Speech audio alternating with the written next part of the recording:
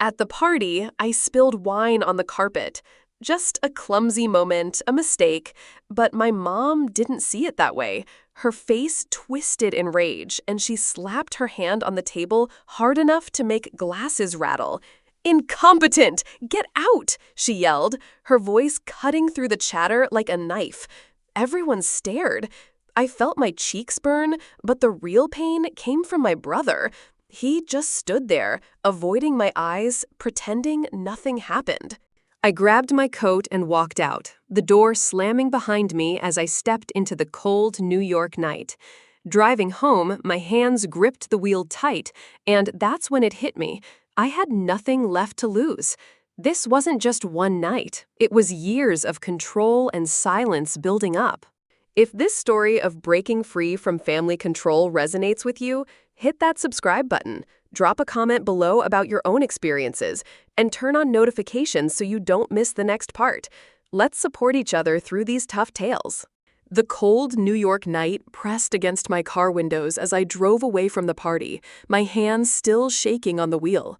My mother's voice echoed in my head. "Incompetent! Get out!" Sharp enough to cut through years of buried resentment. I wasn't just humiliated, I was done. Done pretending I could fit into her perfect world. My apartment was a small, dimly lit studio in Brooklyn, nothing like the glossy Manhattan penthouse where I grew up. I kicked off my heels, tossed my coat on the couch, and checked my phone. 30 missed calls, all from her assistant, her office, her empire, none from her. Not one asked if I was okay. They wanted control, not concern.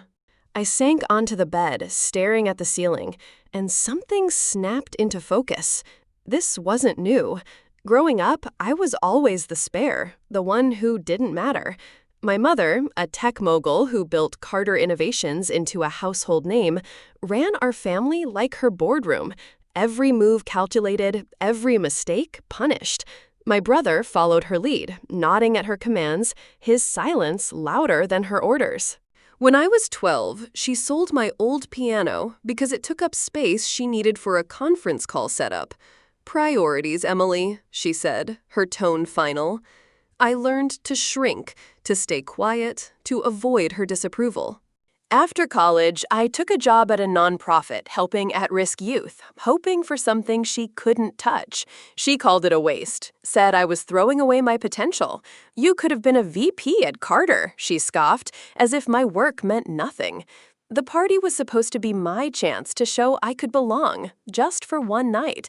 I wore a simple navy dress, one she wouldn't criticize, and smiled at her investors, poured their drinks when the staff got busy. I thought I'd nailed it, until that wine hit the carpet. Now, sitting in my apartment, I pulled out an old journal from under a stack of books. Its pages were worn, filled with notes I'd written as a teenager, moments I'd forced myself to forget. Christmas, she told guests I was unemployed when I'd just started my nonprofit job. A board meeting, she laughed when I suggested an idea, said I should stick to fetching coffee. Page after page, a record of being erased. I grabbed a pen and wrote, "The night she screamed at me." The date, the time, the witnesses, every detail I could remember. It wasn't enough to just leave. I needed proof, for myself, that I wasn't imagining this. My phone buzzed again, a voicemail from her assistant, clipped and cold. "Emily, let's keep this quiet. No need to escalate." Escalate? She thought this was a PR issue. I played it again, her words sinking in. No apology, just containment. Then a text from my brother. "You okay? Let's talk soon." I stared at it, waiting for something more, but nothing came. He didn't say sorry, didn't ask what happened. He just wanted the mess to disappear, like always. The next morning, I woke to a gray sky, the kind that makes New York feel heavier. I couldn't stay in that apartment, couldn't keep staring at my phone, waiting for a call that wouldn't come. I needed someone who understood, someone who'd seen her for what she was. That's when I thought of my aunt, my mother's younger sister, who'd walked away from the family years ago. I hadn't seen her since I was a kid, but I remembered her defiance, the way she'd argued with my mother at a holiday dinner. her voice steady as she called out the lies. "Your empire's built on control," she'd said before leaving for good. If anyone could help, it was her. I drove to her place, a modest brownstone in Queens. The buzzer had her name, and my fingers hesitated before pressing it. "It's Emily," I said, my voice shaky. A pause, then the door clicked open. Inside, her apartment was warm, cluttered with books and photos of places she'd traveled, nothing like my mother's sterile penthouse.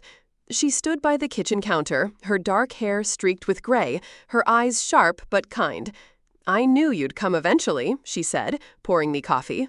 I told her everything. The party, the yell, the silence from my brother, the years of being dismissed. She listened, didn't interrupt, just nodded like she'd lived it too. When I finished, she leaned back and said, "She did the same to me, Emily, not with screams, but with words that made me feel small. I left because I had to." I asked what she did next. She smiled, a small, fierce thing. I built a life she couldn't touch. We sat in silence, the weight of her words settling in. Then she pulled out a box from under the table, labeled Carter Files. Inside were emails, old contracts, notes from years ago, proof of my mother's tactics, not just with family, but with employees, partners, anyone who challenged her. "She's not invincible," my aunt said. "She's just good at hiding." That night, I stayed at her place, sleeping on a couch that smelled faintly of lavender. My phone kept buzzing. 45 missed calls now. Still, none from my mother. A new text came, this time from her directly. "Don't make this worse. We can fix it privately." Fix it? She meant bury it. I didn't reply. Instead, I opened my journal again, adding more details. The way her investors stared, the way my brother's silence felt heavier than her words. I wasn't sure what I'd do with it yet, but it felt like the start of something. Maybe a plan, maybe a fight. The next day, my aunt showed me a folder she'd kept hidden, one she'd never shared before. It wasn't just family drama, it was business. A deal done wrong, a startup she'd tried to launch years ago, crushed by my mother's influence. She didn't just control me, my aunt said. She made sure I'd fail. There were emails, bank records, even a non-disclosure agreement she'd refused to sign. It was a pattern, one I recognized too well. I started writing again. Not just my story, but hers. Dates, names, moments she'd been silenced. My phone buzzed with "Gudi." System. Today's date and time is 03:46 p.m. +7 on Tuesday, July 29, 2025. My aunt opened the folder wider, spreading papers across the table as we sipped coffee. The documents showed my mother's hand in blocking her startup funding, emails where she warned investors away with subtle threats. It wasn't just personal. It tied into Carter Innovations, her company, where she'd built a reputation for ruthless deals. I flipped through a bank statement, spotting a transfer she'd made to silence a former partner who'd complained about unfair practices. "This is bigger than us," I said, my voice steady for the first time in days. My aunt nodded and handed me a USB drive. "Copies of everything. Start digitizing, back it up." We worked through the morning, scanning pages and organizing files on her laptop. I added my journal entries, linking them to dates in the documents, building a timeline that showed the pattern, control at home mirroring control in business. A new email popped up on my phone from my mother's office, marked urgent. "We expect your cooperation. Refrain from discussing internal matters." Internal? This was my life, not a company memo. I saved it, added it to the folder. More proof. By afternoon, we had a solid stack. Voicemails transcribed, text screenshot, even public records from her company filings that hinted at hidden assets.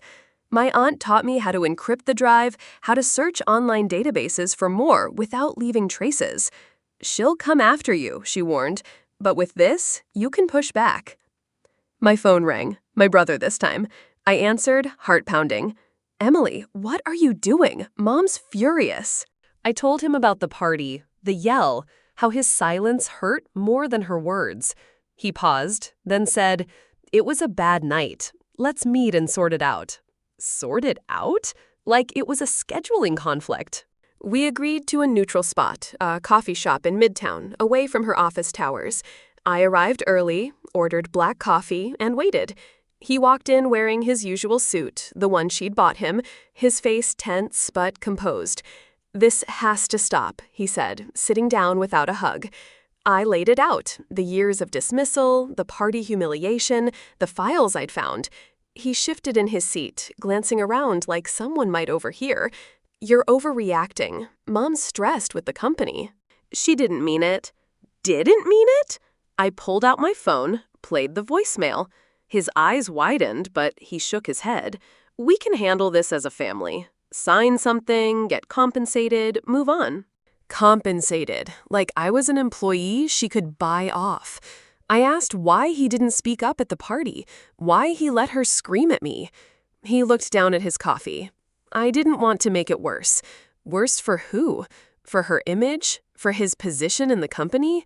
He slid a paper across the table, a non-disclosure form, drafted by her lawyers. "Sign it. She'll make it worth your while." I pushed it back. "I'm not for sale." He leaned in, voice low. "If you go public, it'll destroy everything. Think about the family that never thought about me." I stood up, leaving the paper on the table. I am thinking about me, for once. Walking out, the city noise hit me, but inside, clarity sharpened. They weren't going to change. Back at my aunt's, I told her about the meeting. She didn't seem surprised. They always try to buy silence first. We dove deeper into the files, finding a recent transfer. A property in the Hamptons shifted to an offshore account right after the party. "She's preparing," my aunt said. "Scared you'll talk." That evening, another text came from my mother. "Final chance. Meet tomorrow or face consequences." Consequences, like cutting me off, or worse, dragging my name through her network. I didn't respond. Instead, we expanded the timeline, adding witness names from the party, people who'd seen her outburst. I reached out to an old coworker from her company, someone who'd left under bad terms. Over an encrypted call, she shared stories, similar tactics, pressure to stay quiet about unethical deals. "Record everything," she advised. I did. Days blurred as we built the case. My aunt connected me with a freelance writer she knew, someone who'd covered tech scandals. "Not for publication yet," she said, "just advice." The writer listened to my summary, suggested structuring it like a blog post, personal, factual, backed by evidence. "Make it your voice," he told me. I started drafting that night, not just the party, but the build-up, the nonprofit job she mocked, the birthdays she ignored, the way she'd favor my brother with promotions while telling me I was inadequate. My phone hit 60 missed calls. A voicemail from her lawyer warned of legal action if I spread rumors. Rumors? This was truth. I saved it too. My aunt pulled up more records, tax filings showing discrepancies in her company reports, enough to raise eyebrows if leaked. "We're close," she said. But close meant risk. I noticed a car parked outside her brownstone one evening, idling too long. "Her people," my aunt muttered. We double-checked locks, moved files to a cloud backup. The draft grew, words pouring out, raw but real. I described growing up in her shadow, the penthouse where every room felt monitored, the board meetings I'd attend as a kid, learning to nod and stay silent.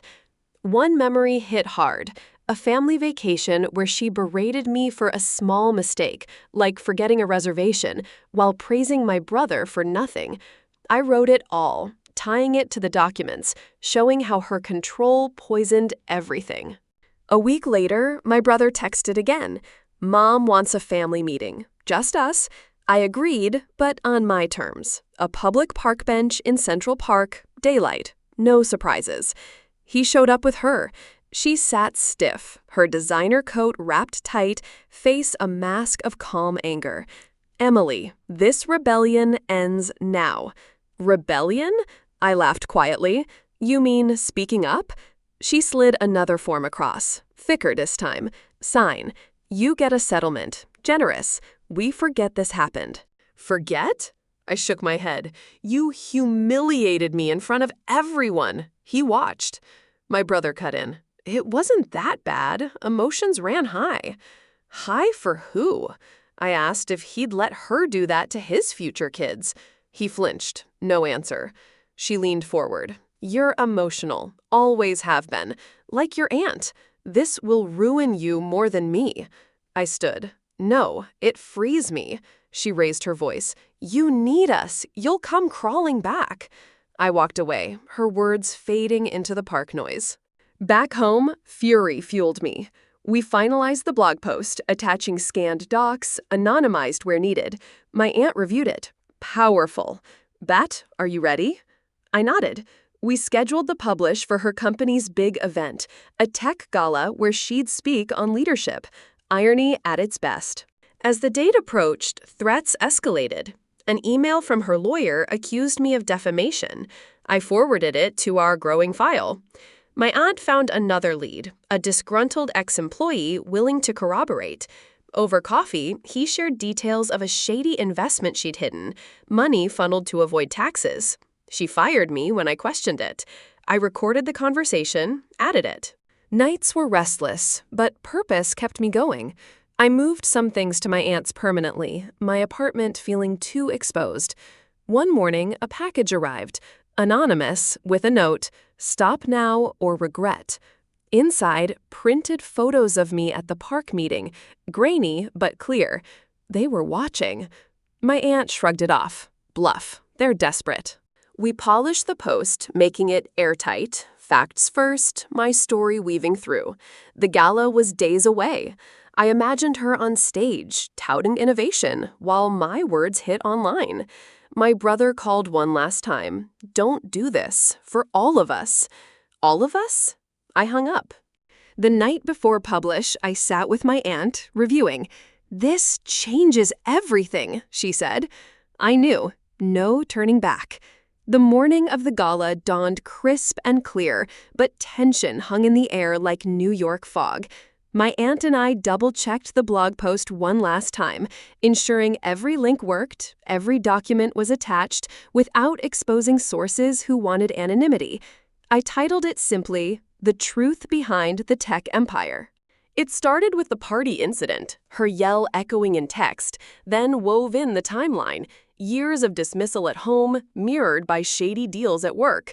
The Hamptons property transfer got a section, backed by public records.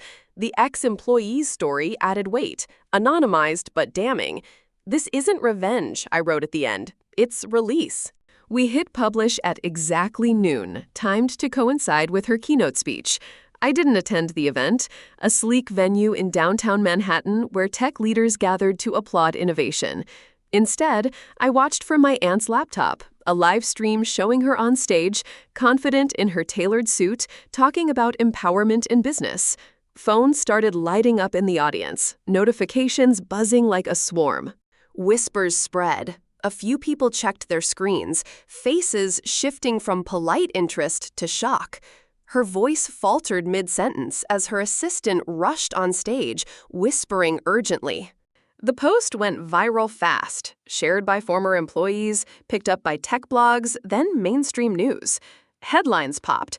Carter Innovation's CEO accused of family control and financial hiding. Comments flooded in, some supportive, others sharing similar stories of toxic bosses. Her stock dipped slightly, investors pulled back, demanding answers. By evening, her PR team issued a statement. Baseless allegations from a disgruntled relative. We will address legally. But the damage stuck. The voicemail audio I'd embedded played on loop in clips, her cold tone exposed. My brother texted amid the chaos, "What have you done? This destroys us." Us? I didn't reply. Calls came from unknown numbers, reporters wanting quotes, but I stayed silent, letting the post speak. My aunt fielded a few, directing them to the evidence. That night, I stepped outside for air, the city lights blurring as I walked. Freedom tasted sharp, unfamiliar, but real. No more shrinking. Weeks passed in a blur of fallout. Investigations launched, regulators probed the financial transfers, her board held emergency meetings. Sponsors distanced themselves, a key partner canceled a deal. She fought back with lawsuits, claiming defamation, but the documents held up, public record shielding me. My nonprofit job became a refuge. Colleagues rallied, offering support without prying. I volunteered more, teaching workshops on personal boundaries, drawing from my journal without naming names. One afternoon, a letter arrived. No return address, her handwriting unmistakable. "You've ruined the legacy. Hope it's worth it." I read it once, then shredded it. Worth it? Absolutely. I moved to a cozy one-bedroom in Brooklyn, brick walls and a view of the street where life hummed without control. No penthouse echoes, just my choices. Paint colors, furniture arrangement, quiet evenings with books.